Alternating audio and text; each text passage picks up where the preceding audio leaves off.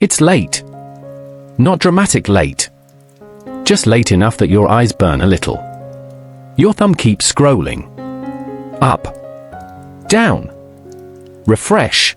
Another headline about AI doing something impossible last year. Writing. Designing. Diagnosing. Deciding. Your neck is stiff. Your jaw is tight. There's a small pressure behind your eyes that feels like a question you can't answer. What if I'm already behind? You weren't planning to think about the future tonight. You just wanted to relax. But now your brain is doing math you never asked it to do. Years. Skills. Rent. Purpose. And here's the worst part. You don't feel dramatic. You feel normal. That's the trap. This fear doesn't kick the door down. It tiptoes in. Sits next to you. And whispers, everyone else is adapting faster than you. Flip notices this kind of thing. From his perch, he sees humans spiral while calling it being realistic. He'd tell you this panic is common. Not because you're weak, but because your brain is doing exactly what it evolved to do. You're not lazy. You're not broken. You're just human in a moment of massive change. And right now, it feels like falling. Fear of being replaced by AI isn't really about technology. It's about uncertainty. Your brain hates uncertainty more than pain. Pain can be measured. Uncertainty can't. So your mind starts scanning for threats. This is ancient wiring. Back when danger had teeth, the ones who worried survived. The ones who said I'll deal with it later didn't pass on their genes. Today, the danger doesn't roar. It updates. Every new tool triggers the same alarm system. The amygdala doesn't care if the threat is a lion or a language model. It just knows something big changed, and I don't control it. Then the dopamine loop kicks in. You scroll for reassurance, or answers, or proof you're still relevant. But the rewards are variable. Some posts say, AI will replace everyone. Others say, you'll be fine if you adapt. That unpredictability keeps you hooked. Your brain thinks the next swipe might contain certainty. It never does. Add executive dysfunction to the mix. Stress reduces your ability to plan. So instead of learning, you freeze. Instead of acting, you ruminate. And the irony? The more overwhelmed you feel, the harder it becomes to do the one thing that would help: focused effort. Flip understands this instinctively. When the ground feels unstable, cats don't sprint. They lower their center of gravity. They pause.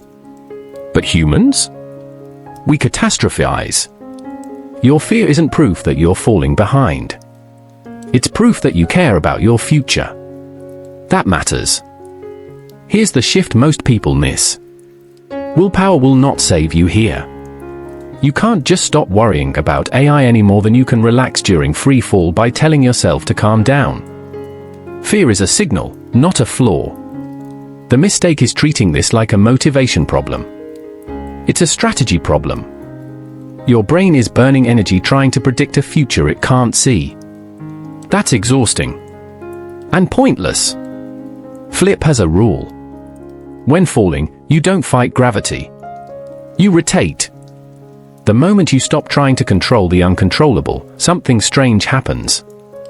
Your nervous system softens. You get access to higher thinking again. This isn't about competing with machines. It's about repositioning yourself. AI doesn't replace humans. It replaces tasks. And tasks were never your true value.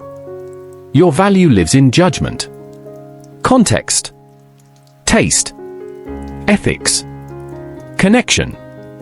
Things that don't scale neatly. Once you see that, the fall turns into a maneuver. Let's talk about how to land this. Not perfectly.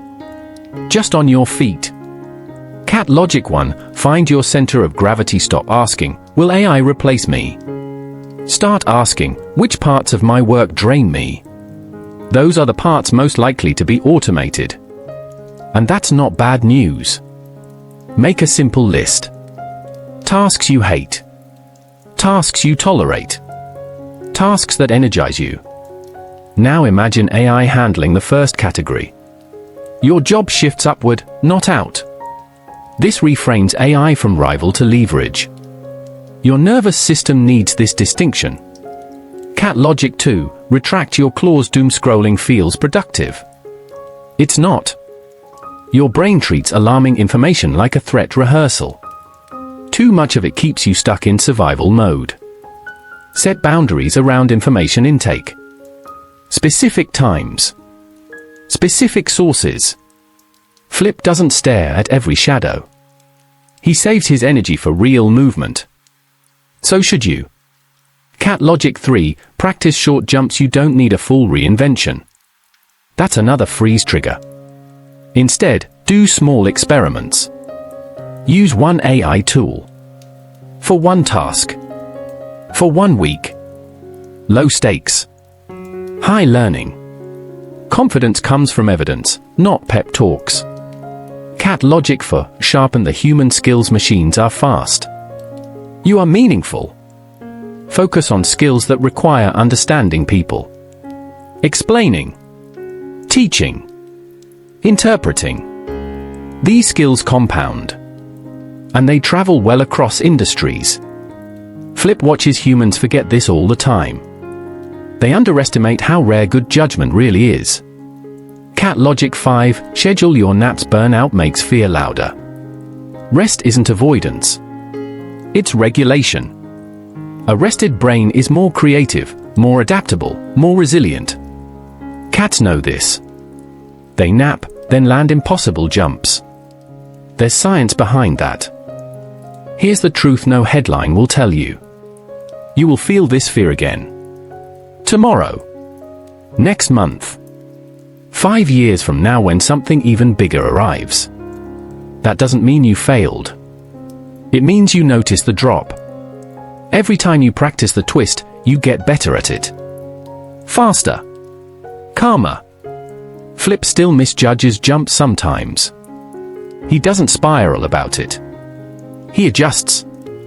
You're allowed to do the same. You don't need to outrun the future.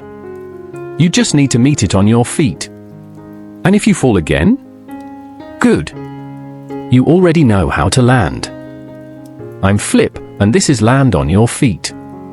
I'll be right here whenever you need a reminder of how to find your balance. Stick the landing. I'll see you in the next one.